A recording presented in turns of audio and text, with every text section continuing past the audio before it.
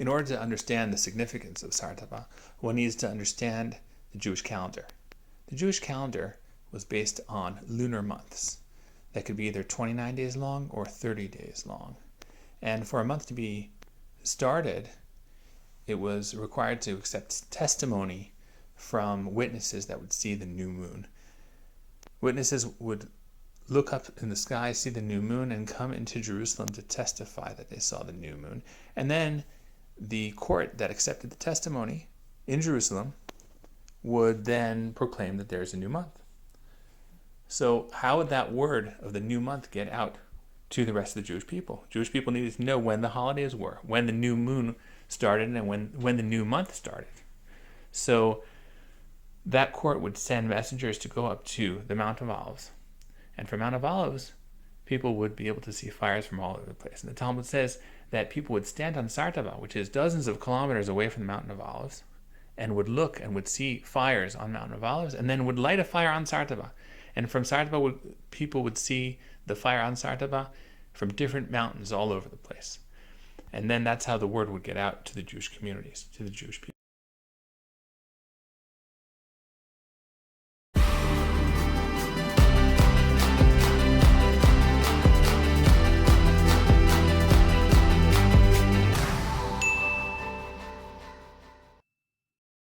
Here we have our crew. I'm going to introduce you to our crew.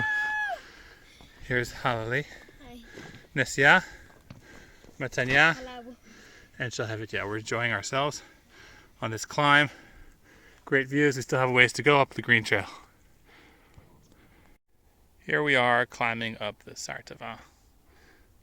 Sartaba is a mountain that we're going to be climbing up, and it has some Talmudic significance in that it's mentioned in the Mishnah.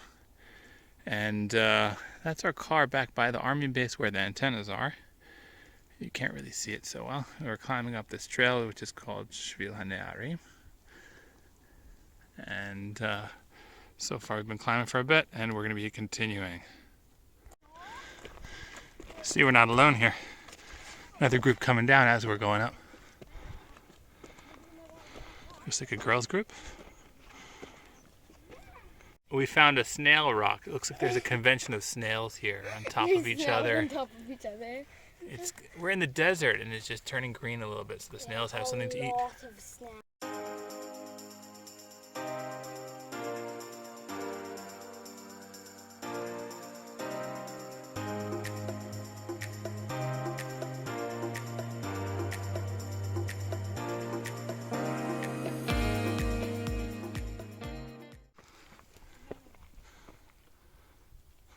Getting close to the top. You can see some caves near the top. Here's the drop down to the bottom. Pretty steep. Jordan Valley behind us. Kind of steep here, but these kids are champs. Doing a good job climbing up.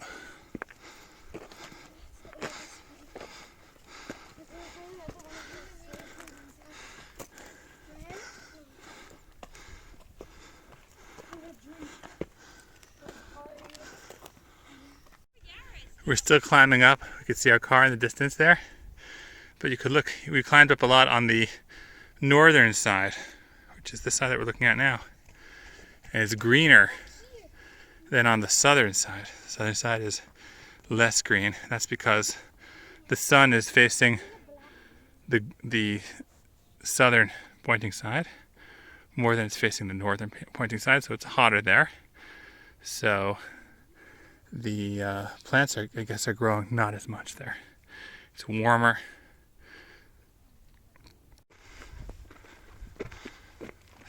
We're towards the top of the mountain now, and on the way there's this cave. Tell me to come in, check out the cave. Nice, looks like it was man-made. Found a bunch of pieces of ceramics. Who knows who this belonged to?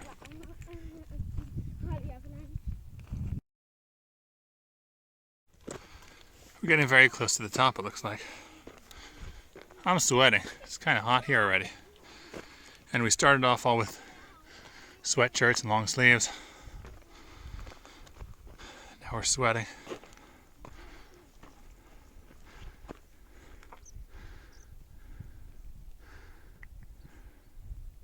Here we are very close to the top, and we see some cows in the distance. There were cow droppings that we saw along the way, so we knew that there were cows in the area. And here's the top. Here we're going to the top now. What do you think, guys? You could see some old, large hewn stones here, part of a Herodian fortress we're actually on top of. We're 377 meters above sea level. And now we're at the highest point of the Sartaba. So here we're looking east towards the Jordan. This is where we came from, that army base. And now we're turning to south. And to west, you can start seeing the mountains of the Shomron, Samaria region. You could see some of the Jordan Valley communities, Jewish communities here. And I think you see Ma'ale Ephraim here, and above that you see Migdalim. As we move around, we could see other cities. I see what looks like the outskirts of Itamar hilltops over there. And then face north towards the Galilee. We're not alone up top here, we have some other people. And we're back again here at the Jordan Valley.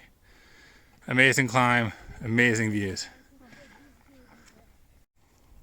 We're on top of Sartaba.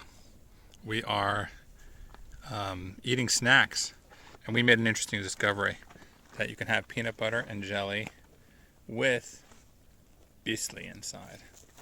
It's actually pretty good. Kids like it. Healthy, nutritious snack. We're at the ruins of the Herodian fortress, and you see these large stones that look like they're cut.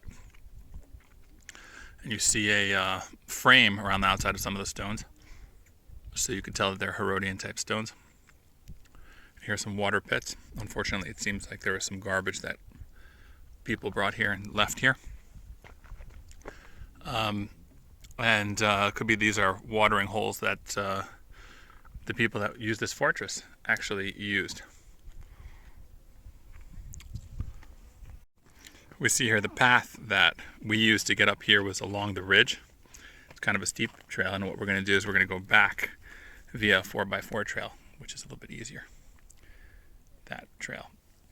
A little bit longer, and then we go down into the valley and then back up out, and then we're going to head back to our car.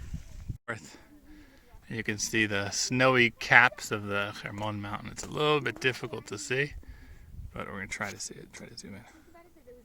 See it like above the layer of smog. There's a bit of white. That's Mount Hermon. Here is a heart-shaped rock. And here's another heart-shaped rock. And here is another heart-shaped rock. Unfortunately, people graffitied them. So these looks like these are all parts of the ruins of the Herodian fortress that was up here. And here's looks like up to the bottom of a pillar, foundation of a pillar that could be held up some of this fortress here on top of Sartaba.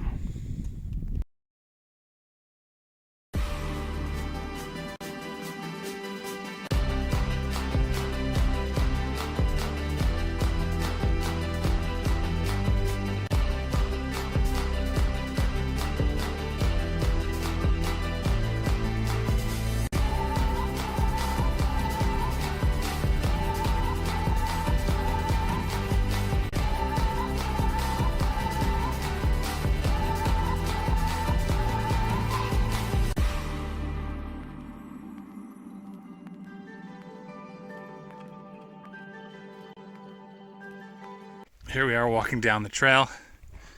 Now it's a little bit of a different trail. It's a 4x4 trail. Kids are a bit ahead. And we're going to walk on this until we get back to the car. We're coming down the mountain, and there are some cows here.